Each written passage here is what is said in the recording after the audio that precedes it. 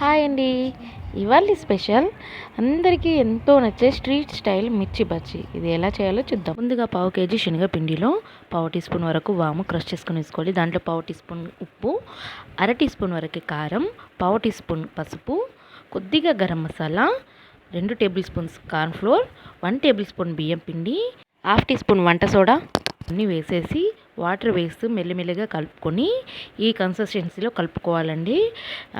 మిర్చి పిండి ఎప్పటికీ మరీ లూజ్గాను అలాగని మరీ గట్టిగా కానీ ఉండకూడదు. ఇప్పుడు దీన్ని పక్కన పెట్టుకుందాము.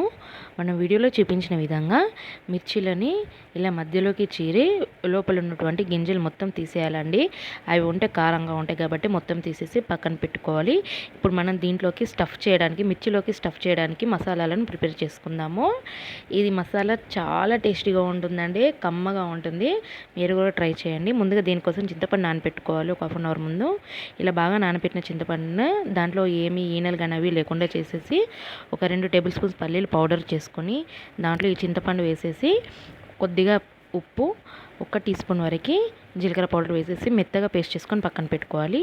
ఈ పేస్ట్ని మనం కట్ చేసుకున్నటువంటి మిర్చీలలో మొత్తం స్టఫ్ చేసుకోవాలి. అన్నింట్లో కూడా మన దాంట్లో ఎంతవరకు పడుతుందో అంతవరకు ఈ మసాలాను స్టఫ్ చేసి పక్కన పెట్టుకోవాలి. ఇలా అన్ని మిర్చీలలో స్టఫ్ చేసి పక్కన పెట్టుకోవాలి.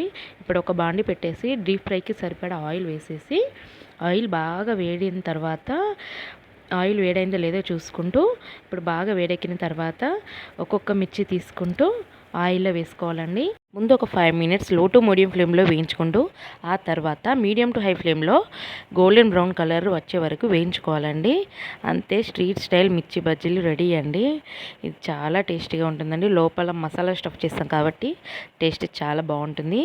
ట్రై చేయండి. మనము మిర్చిలు చేసాక ఎలాగో శనగపిండి మిగులుతుంది. దాంట్లో కాస్త ఉల్లిగడ్డలు ఇలా కట్ చేసుకొని ఆయిల్లో వేసుకొని వేయించుకుంటే మెత్తటి ఉల్లిగడ్డ బజ్జీలాగా రెడీ అవుతాయండి.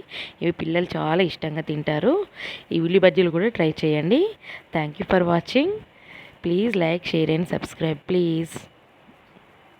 Like, share, subscribe.